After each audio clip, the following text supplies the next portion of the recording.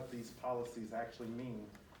For too long, people focus on arbitrary issues like deadlines and top lines and personalities between factions, and they don't actually talk about the substance of the bills.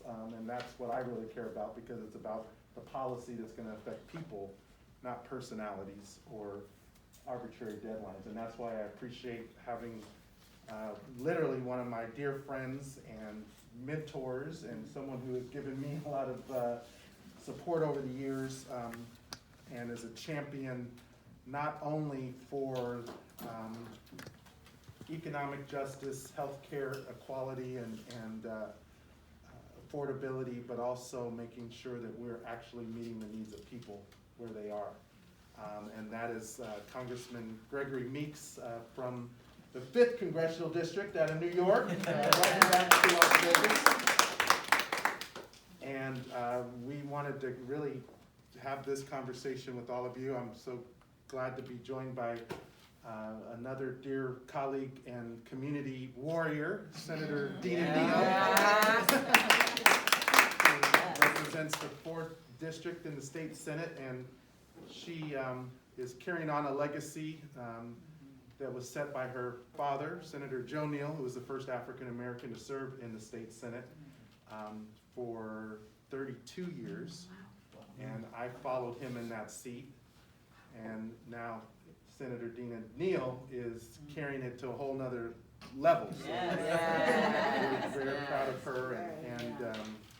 And what I love about my senator is she is also very focused on policy.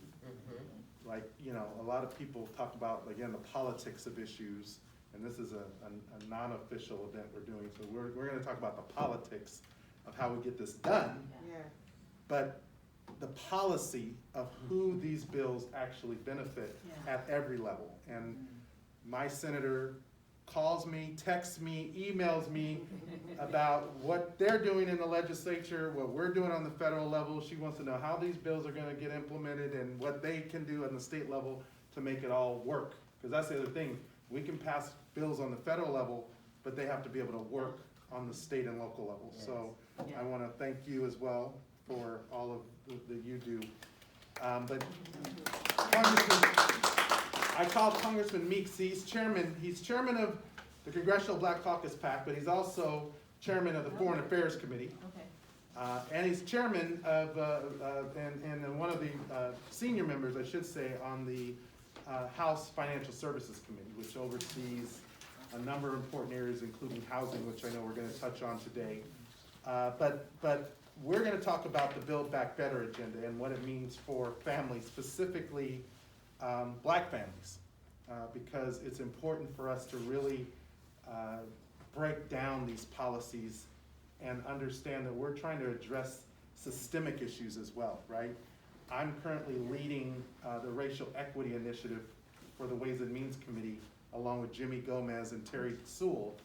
And included in the Build Back Better agenda are a number of key provisions that we identified as part of our racial equity work. And they're a priority to the White House, the president specifically, and the vice president.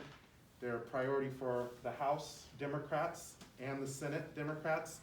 And they're a priority for the American people and the folks we represent and all of you. So we're gonna talk about that a little bit more. But let me begin by just saying that, you know, I'm proud to have already voted for the key provisions in the Build Back agenda, not once in Ways and Means, but twice as a member of the Budget Committee as well. And I'm ready to get this bill passed out of the House and through the Senate and to the President's desk by the end of this year. Because along with the bipartisan infrastructure bill that I support, it is going to transform lives. And it is a once-in-a-generation investment in people. And it's about not leaving anybody behind, any community behind, and making sure that we actually address some of these issues. It was clear, and you all know this, even before the crisis, that we needed to invest in and expand key sectors like health and home care, which we'll get into, and that workers and families need to be able to keep more of their hard-earned money, which this bill includes a tax cut for middle-class families. 97% of the families in my district are already benefiting from the child tax cut, the Biden tax cut, the child tax credit, and today is actually the 4th installment of those advance payments that people are already getting in their paychecks. So I'm really proud of that, and in Nevada, it's already pumped $179.1 million into Nevada's economy each month. Each month, the child tax credit and the housing choice voucher programs helping some of the most vulnerable communities get ahead by reducing child poverty, addressing food insecurity, and homelessness, which is a major problem and concern. So our attendees here today will share some of your own personal stories and the work that you've been doing on how this legislation impacts you and your families and friends and the work that you do. And your testimonials are incredibly important to our efforts to pass this bill, because we have to keep this focused on you. I get stopped constantly in the halls of Congress by press, and they ask me, well, you know, are you gonna do this by this date? Are you gonna agree by this time? I said, talk to me about a substance of the bill and I'll answer your question. Because that's what my constituents wanna know, is what is this bill gonna do for them? Absolutely. Yep. So I'd like to start on the subject of housing and addressing the homelessness crisis. So I'm gonna hand it over to Congressman Meeks to talk about some of those key provisions based on his leadership on the House Financial Services Committee. So take it over. First, let me thank Congressman Horsford. Nevada's lucky to have him. He is tireless. He is determined and focused. He is an individual that not only represents the people of Las Vegas and Nevada, what he does is he feels them. He feels their needs and concerns, so you can tell it's more than just a legislative job for him. It's a mission to deliver and to help people have a better life. And that's the kind of representative that you want. And that's why he's fought, and that's why it's extremely important that he sits on such an influential committee as the Ways and Means, which is the only committee that is included in the United States Constitution, which is the committee that makes and sets the rules of the road, really, especially when we deal with taxation and other things, so that we can have a better America. And that's the agenda that he came into Washington, D.C. with. And so I want to thank him for all of his work in that regard. You know, I was sad to lose him. We wanted to have him on financial services for a little while, but we needed him, and the Congressional Black Caucus needed him in that slot at Ways and Means, and it's not an easy slot to get to.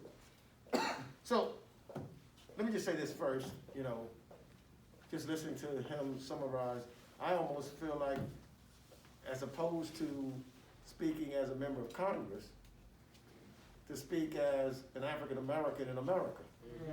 Because it is my life. I grew up in public housing.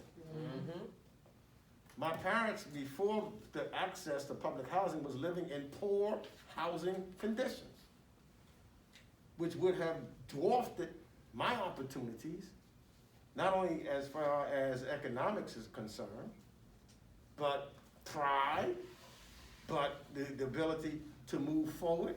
You know, as far as food is concerned on the table, mental health is important, education is important. But if you don't have good housing, it hurts all of those things. And when you think about what we're doing in Build It Back Better, if my parents didn't have public housing, and we're going back 60 years ago, wouldn't be here. And we have not done anything meaningful in public housing since 1974. So it's time that we do something to make sure that we either build more affordable housing and or repair some of the affordable housing that continue to exist, because it has now been overdue for repair. So we put money in the Build Back Better bill so that approximately 80 billion goes toward public housing. To ensure that individuals, despite their level of wealth, have access to safe and affordable rental housing. Also, all across America, we see other folks need Section 8 housing. Mm-hmm. And so we put approximately another $90 billion towards Section 8 housing, dealing with choice vouchers and project-based rental assistance, which will significantly reduce here in Las Vegas and all over the country, homelessness and housing instability.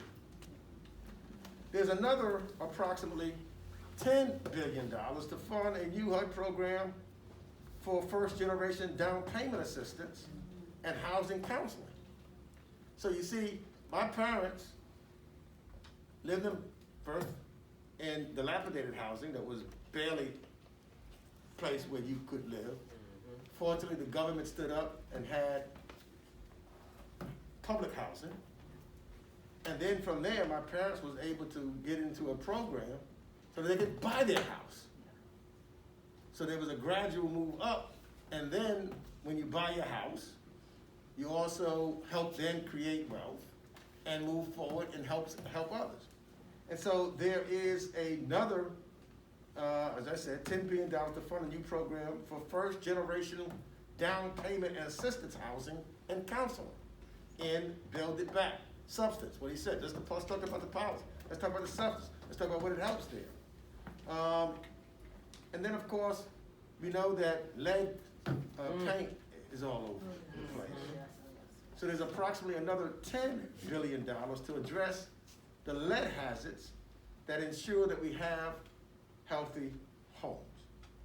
So these are major, significant policy decisions that we have made, that we can build back America better, especially coming out of this pandemic, and we knew that we had problems even before the pandemic. Congressman Horsford, we talked about Ways and Means. They also included, and he was the leader in the Neighborhood Homes Investment Act, of which I followed him. He talked to me about it, and so I jumped on it. He said, Meeks, you better get on this bill. And so I jumped on the bill and became a co-sponsor. But it gives credits would be used to cover the gap between development costs and sale prices up to 35% of eligible development costs so that we can rebuild our communities. Yeah. This is something that this man is doing and moving to make happen. So I'm delighted to be here with him because of his leadership. The way it works in Washington, I'll close on this, is that when you are on a certain committee, you get to develop expertise. Steven Horsford initially came in, he was on financial services, so he knows this stuff that I'm talking about. He's got that expertise. And then he's taken it to another level. And all of us then go to him to say, Steven, what should we do? When we start talking about tax credits, you talked about the child tax credits, what he did earlier, etc. How can we follow you? He gives the ideas to us so that we can follow. So we thank you, Steve, for your leadership in Washington, D.C., not only for the Congressional Black Caucus, but for all Americans, what you do. And we really appreciate your work. Thank you, Chairman, and you don't have to thank me. I'm doing what all of you elected me to do. And, I'm proud and honored to be able to do, but we've got a lot of work to make sure people understand what these bills do, what the provisions are, and how they help people. And the chairman just articulated a number of key elements just in the housing area. And we were in an event with Chairwoman Maxine Waters, who's over financial services, and she is working hard to make sure, as we compromise on this Build Back Better and the number, that these priorities that help people are maintained. We can't do everything, but we've got to do the things that people need most. And I know here in my district and throughout Southern Nevada, housing obviously is a big part of what we have to do.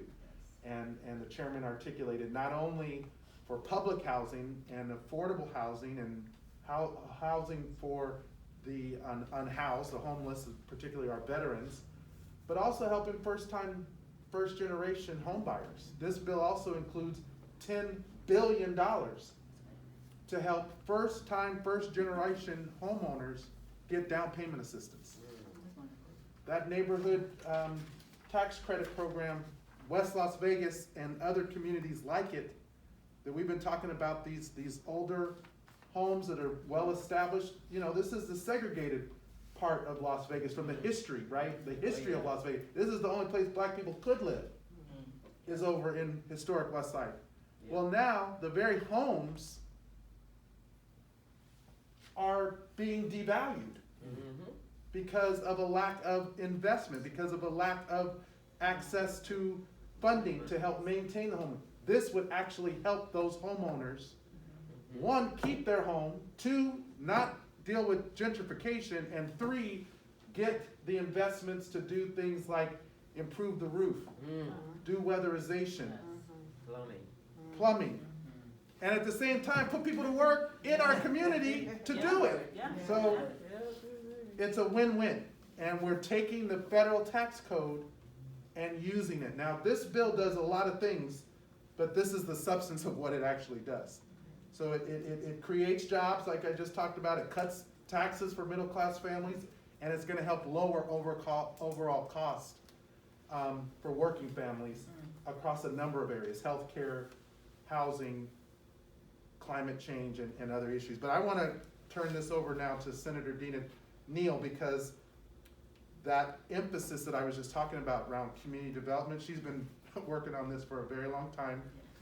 First in the Assembly, now in the State Senate. The new market tax credit, we're reauthorizing that at the federal level. She's making sure the state's putting more money into that. The investment around low, affordable tax credits for low-income housing development. And we keep saying, where's the affordable housing? We have tax credits. They have to be administered at the state level. Once we pass the federal law for the tax credit benefit, then it has to get implemented at the state level. She's the policymaker who's making sure that that's happening. That's why we talk all the time, so that she knows what we're doing, I know what she's doing, and how we can help. So I'm gonna turn it over to you, Senator Dina Neal. Thank you. So within the space, you know, new markets, we in the state legislature have managed to spend $400 million come through the state from 2013 to 2019. It was reauthorized in 2019. And it's consistently been my legislation, but the focus has been how to leverage it within North Las Vegas and West Las Vegas in order to be the gap, right?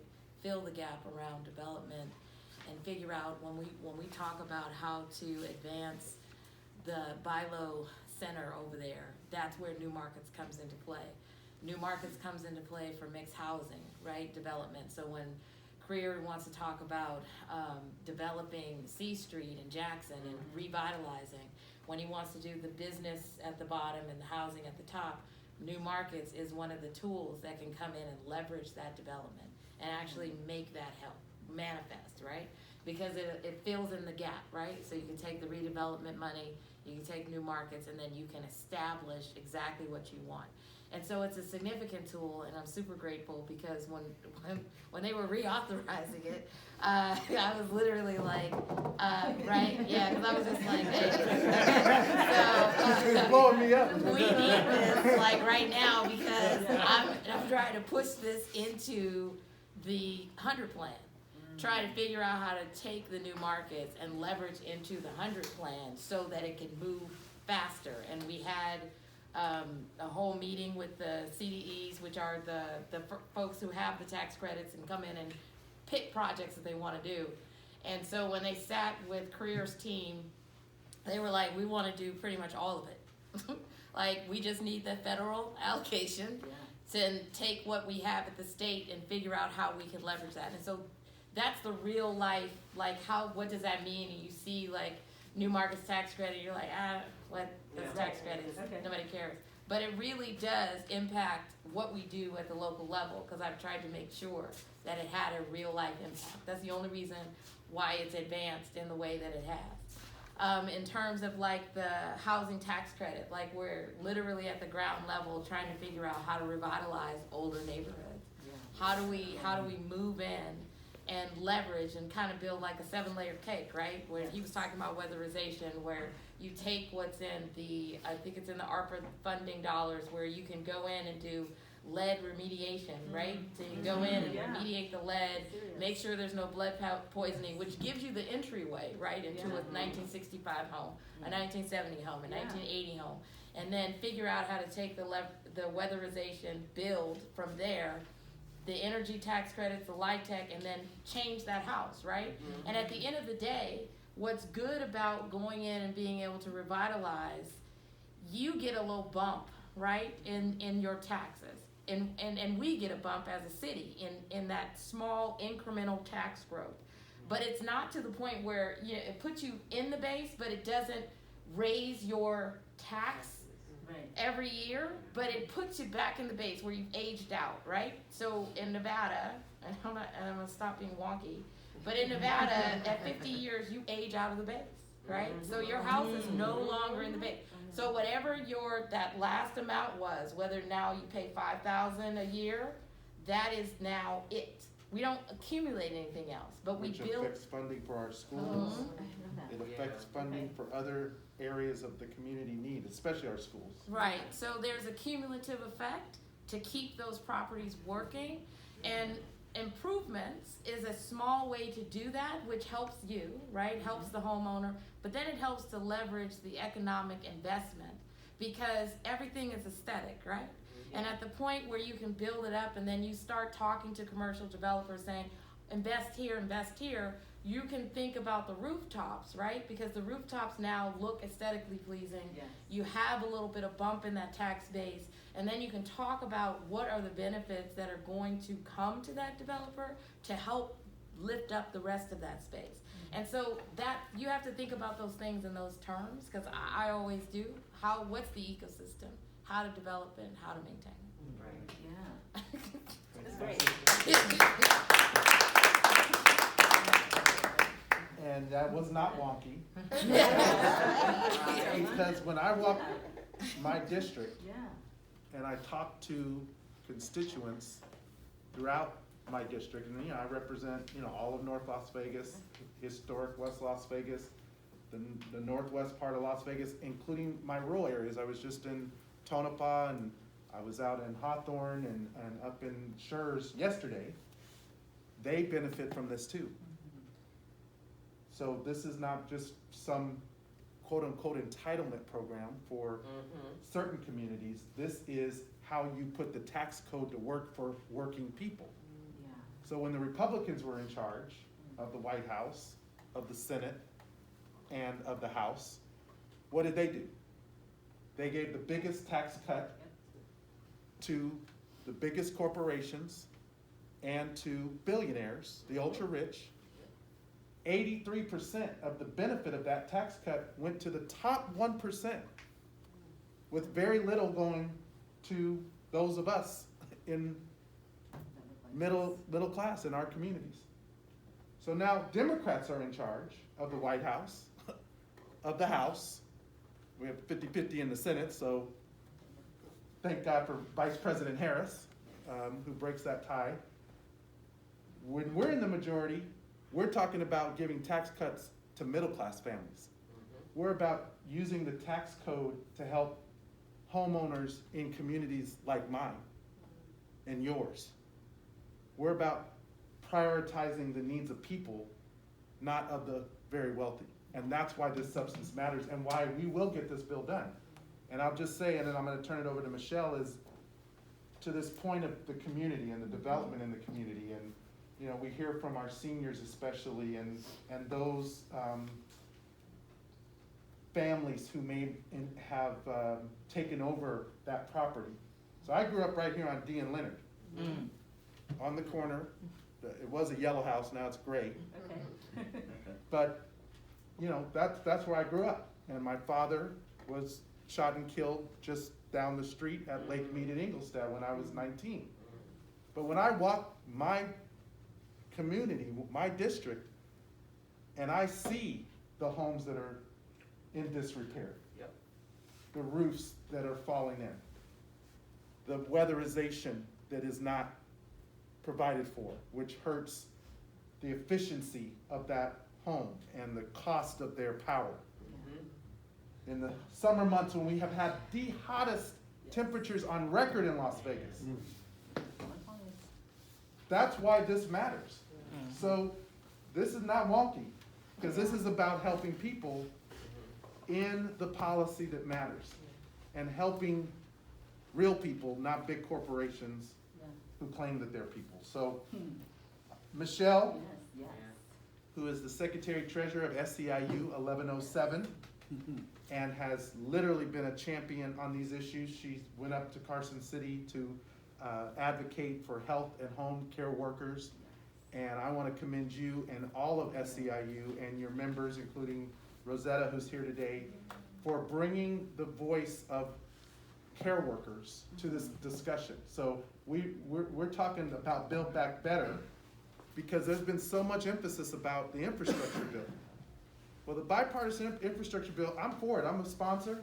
I'm a member of the Problem Solvers, which is half Republicans, half Democrats. I meet every week with Republicans to talk about issues of common ground that we can work on. And the bipartisan infrastructure bill is that bill, and I'm for that. But guess what? 90% of the benefit of that bill goes to populations that aren't women. Mm. wow.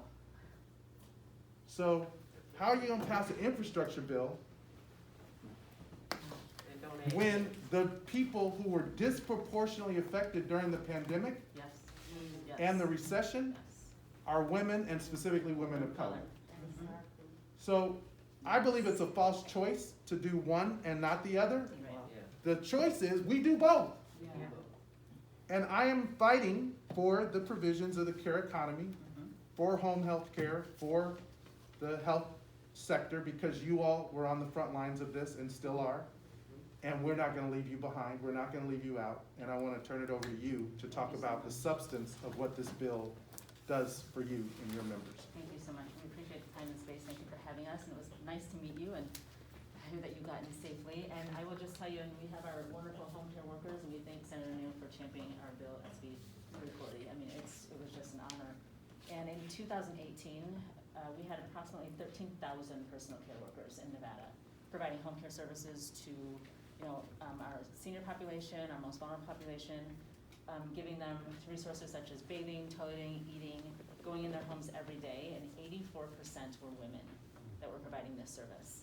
And our workforce is already disproportionately made up of women of color. We make up 17% in Nevada's total 35% population for the home care workforce. And Congressman Horsford and Senator Neal and SEIU 1107 have been championing to fight for home care workers to have a voice and a seat at the table for a long time. And the voice at the table, the growth of home care started because of baby boomers moving out to Las Vegas and wanting that dignity, respect, and to retire in their own home. And a lot of our home care workers started off making $11.07 per hour. I'm gonna say that again, $11.07 per hour, about $15,000 per year. Exactly, I heard it. Did you feel that? You felt that, right? $15,000 per year. They struggled with inconsistent hours, not being able to put enough food on their table, and 17% are still relying on Medicaid and other government assistance just to get by. While they're providing a healthcare service to other people, they couldn't even afford to provide healthcare for themselves or their families. You heard that? Like, I felt that again. They couldn't even provide healthcare services to themselves or their families, but yet they're continuing to go to work every day during this pandemic. And they chose to, and they wanted to. They had to struggle with getting PPE from their employer. They had to struggle with paying for their own certifications. You'll hear the stories, their truths. Women of color paying for their own certifications just to go to work, making sure they had car insurance, making sure they had gas. They're not reimbursed for these things. $11.07 per hour, and making sure they have to do all of that still. So we are very excited about the Build Back Better plan. We absolutely are. Just citing low wages, 1 out of 2 workers left before the first year because they couldn't afford it. You can't afford to continue to be poor working.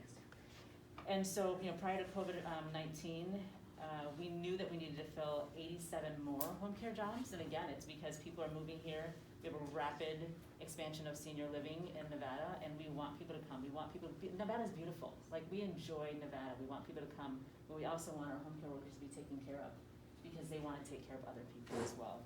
And so we are excited that Congressman Horsford has brought us to the table to talk about, issues, especially the women of color. Like, I think sometimes we're forgotten, and we know that because of you and leaders like you, we will not be forgotten. So we really, truly appreciate that because we're here and we're not going anywhere. And so, we just wanted to thank you, and we are hoping that the HBCS investments in the Build Back Better plan will help our home care workers get better wages and better living conditions for themselves so that they can continue to take care of our most senior population. And I thank you too. I love you both. I do. I mean, I appreciate you. You have no idea. Like, I go to sleep knowing that I hope that I have someone like you to take care of me when I become older. We're not rushing that. But thank you. That's right. So Rosetta's gonna go ahead and talk about her story as well. Hello, and thank you for your time and coming out. Just like Michelle said, she said $11. I started off at $9.50, Wow. and that was 12 years ago. Today, I'm making $10.25. Through the pandemic, I lost people that I loved, that I shared time with. I mean, 3 and 4 and 5 years, and they just was popping, boom, boom. I'm like, they're dead, they're gone, and no one told me, no one asked and said, Rozetta, are you all right? Is there something that we can do? No, no one asked, but they did ask me to take on another client. Come on, Rozetta. I'm like, well, this is COVID, but I love what I do. I love what I do. I even service the oldest woman in Las Vegas, Audrey James. She lives right down here on Revere. You know, I do my work because I love it. I had to, my water bill went up, my power bill went up. Every day, because my husband has an underlying issue, he has diabetes, and he was laid off. There was no money coming in. And with one client, I was bringing in $167 every 2 weeks. But I'm a child of God, and I know that he took care of me. And I just push on because, like I've told Michelle, like I've told my friend, it's not about us. It's about the next generation of home care workers being able to be educated. They sent us in with no PPE, no real training, and they were saying, well, don't get too close. Well, how will you not get too close when we gotta put a person in the shower, bathe them, touch them? How is that so? But no one said, we're gonna give you some hazard pay, Rozetta, because you're out there doing it. I just was told last night, don't go to work because your client has not been certified. And I'm going, what? And this is the only client I got. And I'm going, Lord, what is gonna happen to him? I had already made up my mind I was gonna go anyway. I told him, I said, look here, I'm going down there to talk to Dina, Neal, and Mr. Horsford. No, what has happened to you? Before I got here, they called me, my company now called me. Go ahead and go, we're just gonna wait for the lady to certify, but you go ahead and go. I'm like, okay, I'm gonna get in trouble for this? No. You know what I'm saying? And he was this man was so upset, he could've had a heart attack. He can't walk, he's in a chair. He was so upset with the VA. This story goes on and on and on, and I'm just so grateful to be able to tell you that the mental state of home care workers, I mean, some of us are crazy. Well, no, not some of us, all of us are crazy. Because we've been worked, we're overworked, we're underpaid. No one cares. It seems like no one cares, but I know you guys do. And it's gonna take time, it's gonna take us as home care workers to stand up for each other, and ask for what we want and what we need. And we have a place at the table now that we went up to the Capitol, you know, it's just great. And I'm just glad that I can tell you my story, because soon as I leave here, I'm going to go service my client. Thank you for doing that, Oh, yeah. for what you do in your profession. And you are essential. Oh, yeah. Not only to show up, but you're essential enough to be paid. Not just a good wage, but a family sustaining wage. Yes. And I know that's what you all fought for with SB 340 and the leadership already. Nevada's been leading the way. We need a federal policy to help support this. You know, in some cases, not every state is doing it the way we are, because again, Democrats are in charge here with a governor and a legislature who puts people first. That's not happening everywhere. And we need a federal bill so that it's codified, so we don't have to worry next time around that they don't prioritize home care. And it's the people you care for, but it's also you. I mean, you to be working as long as you've been working and making what you're making, and then they want to say the wealthy shouldn't pay their share so that we can give your profession what you need as essential. That's the choice they're telling us. Why do you want them to have the wealthy pay their fair share to pay for this bill?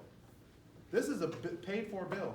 This is not a bill. The Build Back Better Act is not something that's gonna add to the deficit. We have a deficit, we need to manage that. This bill is paid for. How? By making the very wealthy and big corporations pay just a little bit more. And they should. So that you can just get a little bit more. Exactly. It's a lot. It is a lot for them to say, I mean, and they have the money to take care of their people. Right. It seems like that the clients that we do get, they don't have nothing. Right. They don't have nothing. They're Medicaid, Medicare, even VA, they don't have. You know, if they did, I'm pretty sure that they would pay for it like you. And when you told us about your father, you know, you went high. You was like, yeah, I gotta pay them. But they don't see it like that because they're poor people, or they're misunderstood people, or they want this or they want that. You know, it takes me an hour and a half to take my client a bath. He has 2 hours a day. I do 3 because how can I just take him a bath and say, well, I gotta go. He hasn't eaten. You know, he hasn't talked to anyone. Let me talk to you. You know, get your day going. We are plumbers, just people that listen. We care. We talk to them. They call us on the phone. And my husband's like, who is that? This is my client. Why you call us so late? They want to talk. They want to talk. They want to tell us what's going on with them. And can we help them? You know? And it's like, okay. Shanieka. Hello, I'm Shanieka Cooper. I'm also a home care worker here in Nevada. I came here about 4 years ago from Los Angeles,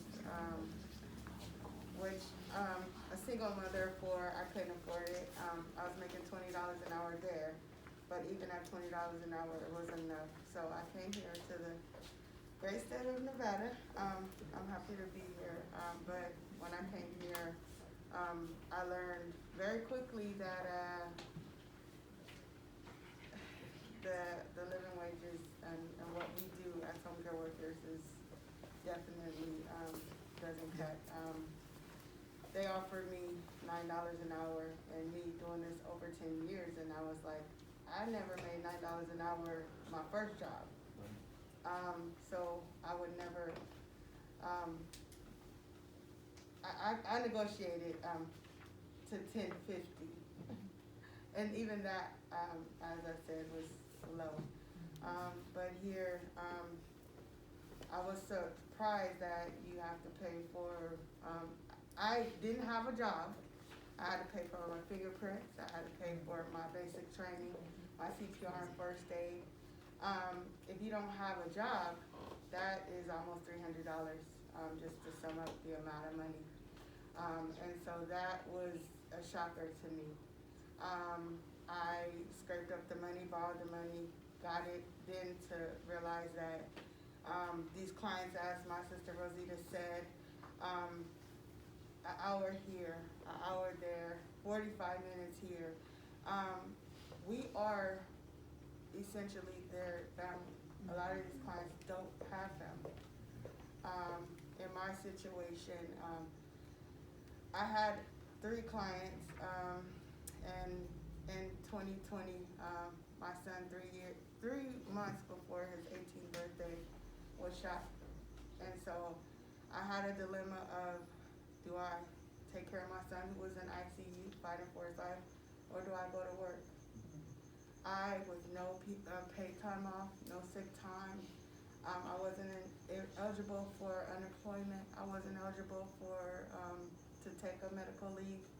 It was either work, and if we don't work, guess what? We don't get paid. And so I, of course, took the time off to take care for my child, who is now paralyzed. And even I had to struggle now because we don't have health care. I couldn't afford just basic health care for my family. It's really hard. And it was heartbreaking because while my son was fighting for his life, I had this agency call me, hey, when you come back to work, did I not tell you my son is in ICU? I don't know if he's gonna live. Do you think they cared about that? 2 weeks in, a month later, they're still calling me. All along, I have my clients calling me. As she said, they call us because we're their family. And I didn't go to work, of course, because I was caring for my son who was in ICU, and I found out that 3 of my clients passed. Why? Because they didn't send somebody to care for them. They didn't call to check on them.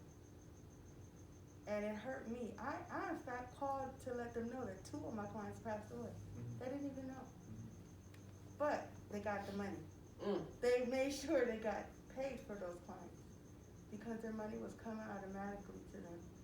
And that, that's hurtful things. But those are some of the things that we have to, deal with, not being able to care for our families, or like we all do, spend more time with our clients. There's no way you can do anything in 2 hours. No.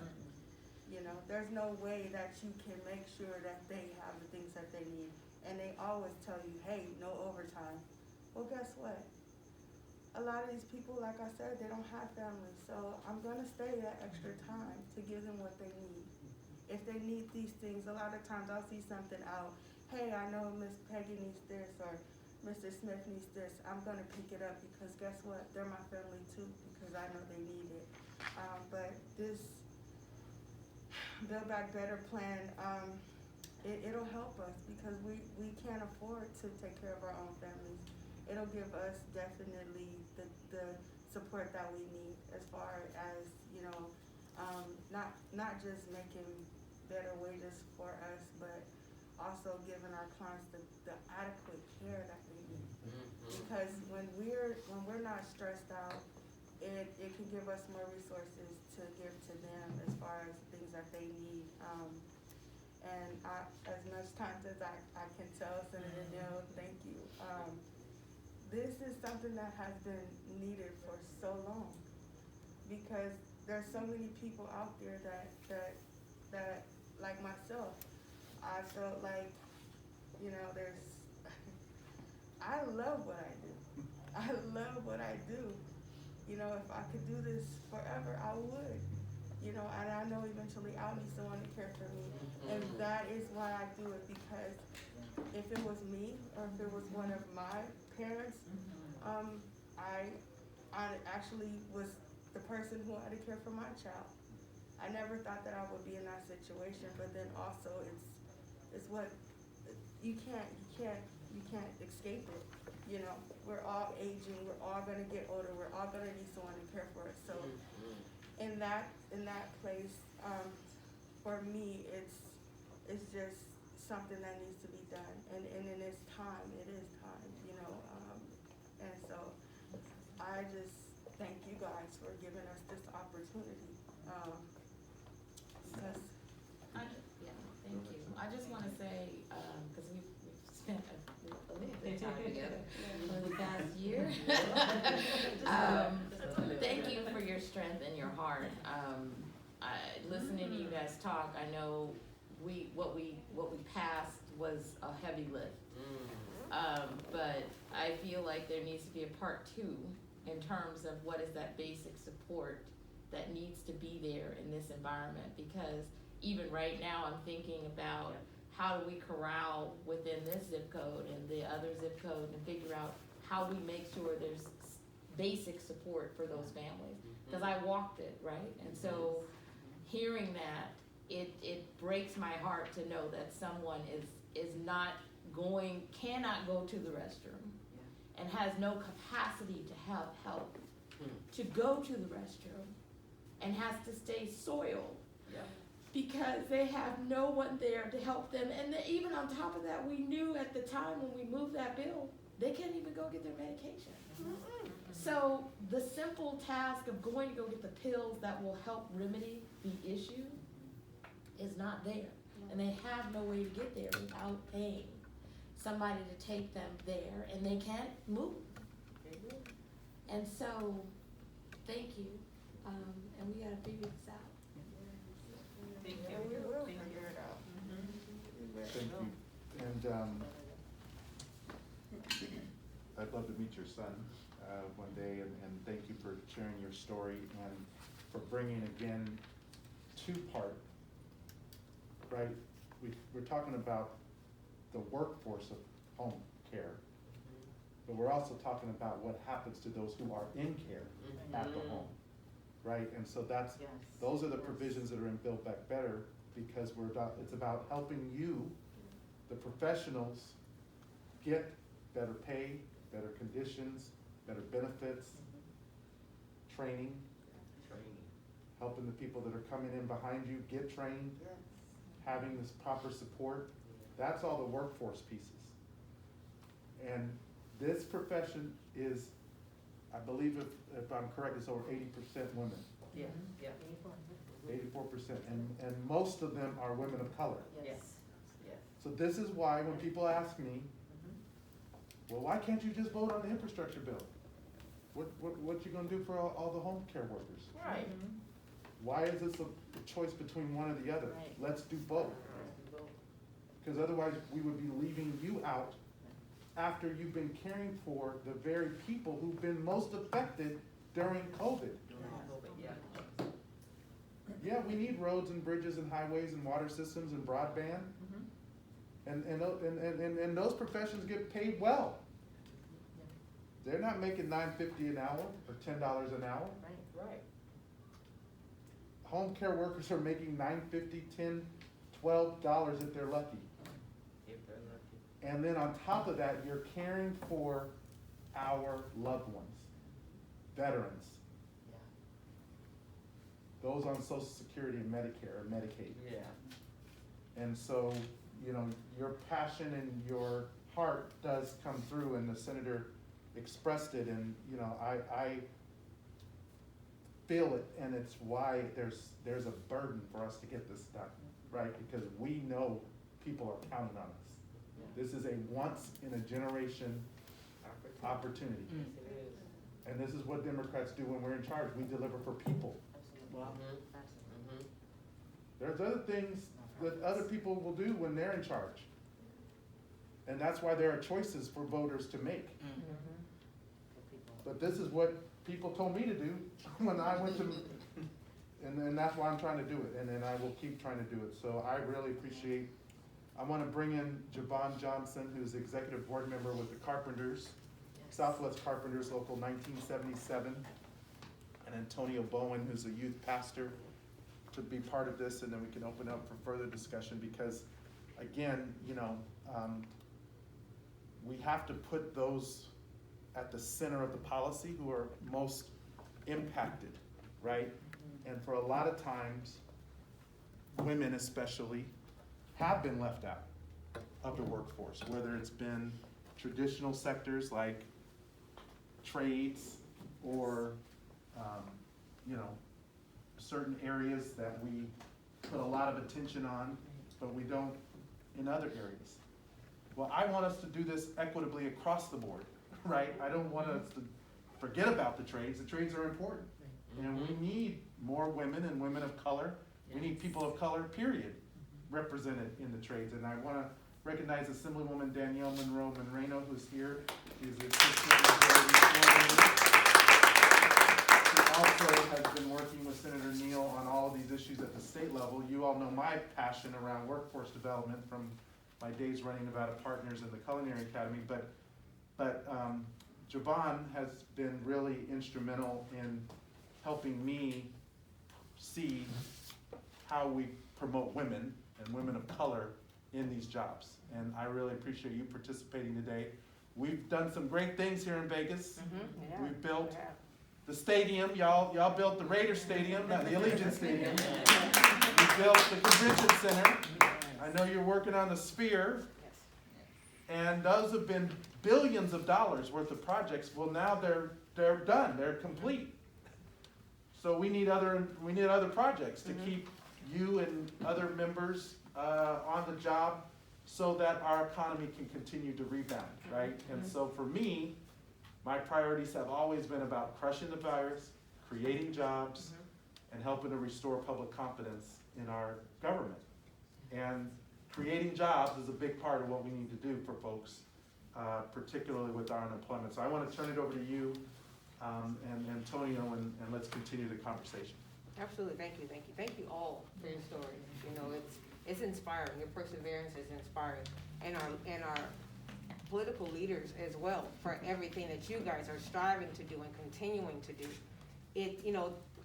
I've been a carpenter for almost 20 years, 19 years, right? I came in as a single mother, right? So one of my first challenges was childcare.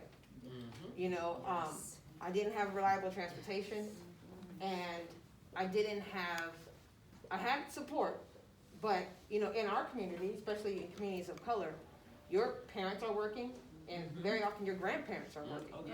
So you have to go to child care facilities, which are expensive. So just starting out, I couldn't afford child care. So how do you go to work if you can't afford to send your kids somewhere? And in construction, you're starting at 5 in the morning. So where are you taking your kid at 5 in the morning? So when we talk about, when you think about the infrastructure bill and Build Back Better, you would think that the carpenters are all about the build part. And we are. We are about the build part. We do care a lot about that because it does create jobs. We feel like we build jobs. We build buildings where people go to work in. So we're very passionate about that part of it. But it's the better part too that we care about. It's the people that we care about. Because if we're not building communities, is how we look at it.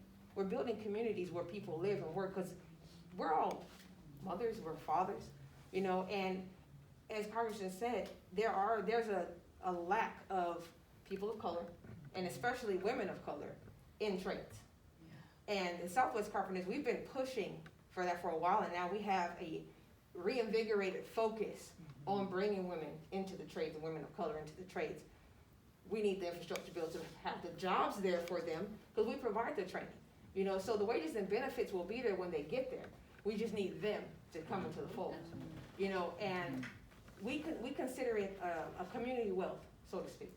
Because when you are struggling, right? When you're working and you're struggling, you're barely making ends meet, then where do you, especially if you have 2 jobs, if you have to work 2 jobs, where do you have time to reinvest your money into the community? You don't have time for movies, shows, Raiders games. You don't have time for any of those things. Not only do you not have time, but you can't afford it. Wow. You can't afford to do that. So when we talk about community wealth, that's where we're going. That's what we're talking about. We're talking about people that have well-paying jobs and the support from legislation to increase the pay of the jobs that they already have, and the support from the community so that they work the one job and they go home and they have time to spend with their families, time to take care of their families, time to improve their quality of life. So that's what we focus on, and having the Build Back Better plan, that's how we see it.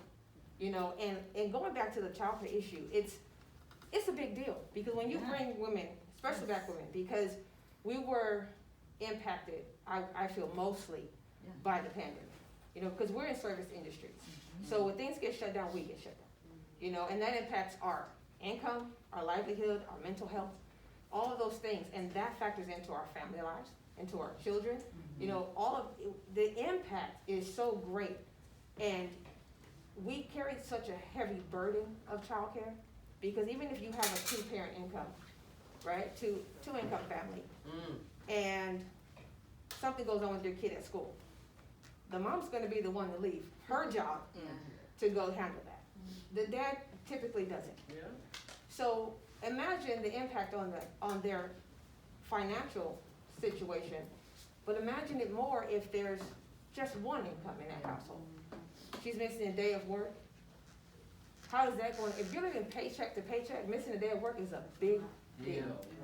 And don't let your kid actually be sick, you know, because then what are you doing? There's the child care and everything else that goes along with that. So this Build Back Better program is, we see it way past the building part of it into how it's gonna help. You know, just in this area, you're looking at 70%, 76%, I think is the actual number, of families that will be able to afford child care going into that. I mean, that's a big deal when you look at it, because even the sisters, we have a committee of female carpenters here in Las Vegas called the Sin City Sisters, right?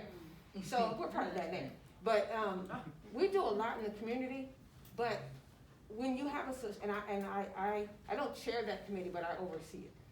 And when you have a sister that's looking for work, and she needs to come to a meeting or something, and I get a text that says, "Can my kids come?" Yes. It's not because she wants her kids to come, it's because she doesn't have anyone to watch them.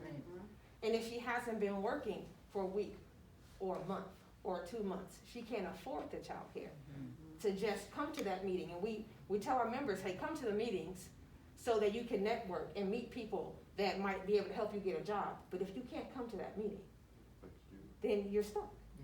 You know, and when you have those families that are in that, you know, only thing that trickles down is poverty. Okay. So if you're in a financial situation, your kids grow up in a financial situation, your grandkids are gonna grow up in a financial situation. So what this Build Back Better program, the way we see it, this bill is like breaking that. This bill is actually able to create generational wealth. Wow. How many, when was the last time, I mean, I'm not gonna tell you my age, but I'll tell you one thing. When was the last time you thought about breaking that cycle? This is what's so important about this. And it's the people part of it that's the most important part. Because if you can build all the buildings in the world, but you have to have people to work there. Those are the jobs. It's not just a number of jobs. If you create 10,000 jobs, but they're low-paying jobs where people have to work 2 of them, then you're only helping 5,000 people. Right. You know, so we have to get to that point to where we're seeing the people part of it. And it goes beyond numbers, but there are numbers, and you're talking about 3/4 of a community that will be helped by the Build Back Better program. You know, 3/4 of the community that will be helped with child care resources, medical care, leave of work, things that really matter. And especially in the Black communities with Black women, when we're out there trying to take care of our families, that is key critical to what we do for everything else. You know, you're not enduring what you're enduring at your job because you love it so much. You know, you have bills to pay. And that goes for all of us. So we have to refocus, and that's what I appreciate so much about what our legislative leaders are doing. They're refocusing on the people part of it. We appreciate the support on the infrastructure. You know, we appreciate it because we know we'll get it done. But the helping of the people part, and that's something that makes me really proud to be part of the Southwest Carpenters, because we focus on the people part too. We try to do everything we can to help our members and whatever, and because we know that trickles out into the economy. And that's what we call the community wealth portion of it. Because when I go and I spend my check somewhere, I'm helping that person that works at that place. You know, especially during these times when people are struggling to be able to go places, those service industry employees are hurting. So we have to do everything that we can, and, you know, the emphasis on mental health, service industry, childcare, you know, all of the people helping part of it is so important. And I really, really appreciate all of you guys being here and the focus that you guys have on trying to get this done, because it's gonna change lives, it's gonna save lives. Yeah. It's gonna create generational wealth, community wealth, and that's really what it's all about. So, thank you. Thank you for, again, the focus, as you said, is on workers, but what do workers need? When we were in the committee hearing, marking up this bill in Ways and Means, you know, my Republican colleagues kept saying, why are you guys beating up on business? And I'm like, I'm not beating up on business, I just want them to do their fair share. Yeah. I want businesses to be successful because they help create jobs, but guess who helps build the jobs? People. It's the people, it's the workers. And so let's put some emphasis on workers and people who make America great, right? We talk about America being great, who made it great? People. And what people need are childcare, and you really hit that. And in Nevada, and in my district specifically, we have a childcare desert. The senator and I have been working on this. Not only are we trying to lower the cost of childcare, which on average is like $700 a month for one child. Per child. Per child. Yes. But we also have to create more childcare facilities. We have to train the childcare workforce. And they also need to be paid. Why should a home care worker or a child care worker not be paid enough to actually afford childcare for themselves? They're caring for your child, and they can't even afford to have childcare for their child? That's a part of our history that we're supposed to have moved away from. And that goes to this equity issue. People are like, why are you bringing up equity? Because we have some systemic problems that we can't keep enforcing in our policy. We have to break that. And it does need to be transformative. So through the work we're doing on racial equity, literally I've had to add, and I've had to reinforce with my own members, this is why we're doing this, lean into it. The voters who put you here expect for you to deliver on these provisions that help them not keep the inequities from the past. You want black voters and Hispanic voters and young voters and women to show up for you on election day? Then show up for them on the policy. That's right. Paid leave.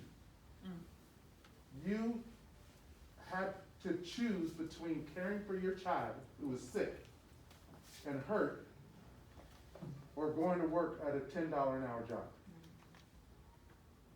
And of course you chose your child. But you should have been able to care for your child and be able to have paid leave so that you're now not going further in debt, further behind, further in the hole, which is that generational poverty that we want to break. So that's why these policies matter, and that's why the substance matters. So, I wish we could take this listening session on the road and get some more people to listen, because this is what we're fighting for. This is why this bill matters, and this is why we will get it done. We got work to do. But we're gonna do it. So I'm gonna turn it over now to Antonio Bowen. He's gonna bring us home. Youth pastor here in our community. Thank you. I feel like we've already had service.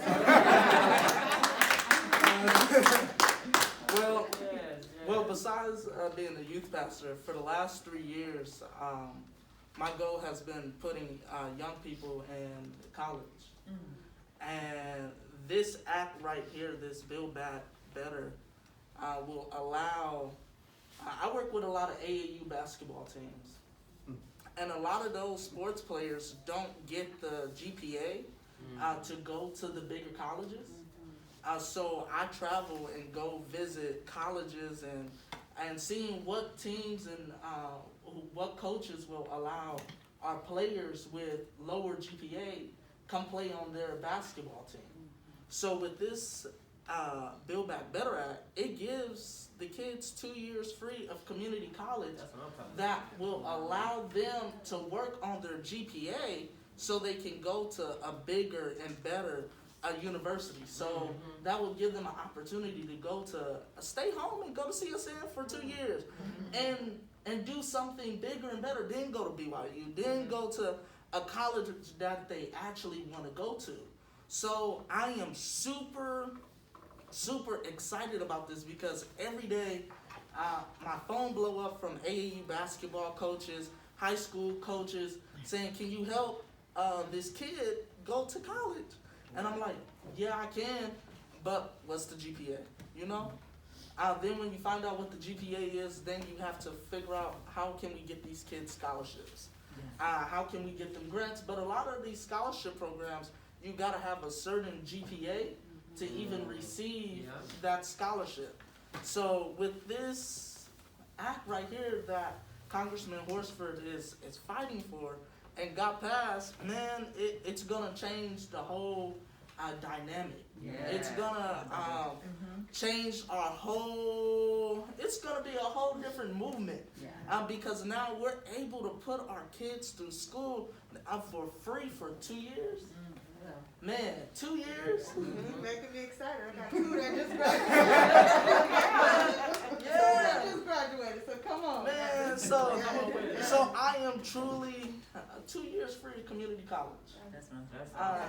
That is not just a blessing, but that's a miracle. Because a lot of our kids have been fighting. You know them kids want to go do better and be better, but if we don't give them an opportunity to go be better or give them an outlook, man, things are gonna stay the way it is. A lot of them don't even have that opportunity because they can't afford it. You know, and their parents didn't even go to college. So that's big. That's huge. So we help them. My nonprofit helped them fill out their financial aid. They FAFSA information, different things like that, and we help them go search for scholarships. And now the search won't be that hard no more, you know, because now we know that you can go to community college, work on your GPA, and let's put you in a place where you really want to be. So, thank you, sir. Thank you. Thank you. It's also about, making it about the future and the next generation and focusing on what they want, which is their hopes and their dreams. I'm a first generation college graduate, and the first in my family to attend college. And the year that I started college was when my father was shot and killed, and so I had to make a decision: am I going to stay on this path, or I'm going to move in another path? And I had to work all through college, and so it took me a long time to finish my degree. But like you said, there are a lot of kids who want that opportunity, who can't afford it, who are still trying to figure out what they want to do, quite honestly, because we haven't done enough in K through 12 to help them figure out that path, which we're working on. But also, it's the example that I've learned is a lot of people want to invest in themselves and will do the hard work if we give them a shot. Give them an opportunity. Give them an opportunity. So that's what this provision of the bill does. And it does it in key sectors that we need people to be trained in. Right? I work with Dr. Zaragoza at College of Southern Nevada. We're talking about establishing a new health occupations. It's called HPOG, Health Professions Occupations Grant. Nevada doesn't have one. We have these all over the country, but we don't have one here. Where he came from before he was the president at CSN, they had one, so now he's like, we need to get one for Nevada. So I brought the legislation, And it's now, we increased the funding for HPOGs, Health Professional Occupational Grants. That's one of the programs that young people will be able to enroll in with that 2-year degree. Wow. Now, we have a healthcare profession shortage, right? Throughout Yes. every level, including nursing, including doctors, including specialists. Shortage This for- actually trains you though to get into those entry-level jobs in healthcare, Yeah. which are in high demand, and then you can keep going to school, right, to earn your nursing degree or your medical degree, but now you have a foundation to work from. So we are pushing hard for this provision. Again, my senator and I have been working on this from a workforce and future of work perspective. The state's been putting a lot more emphasis on this with the governor and our legislature. But we need federal investment into these strategies because this is not something we can do alone. So this is another key provision. So we've covered childcare, community college,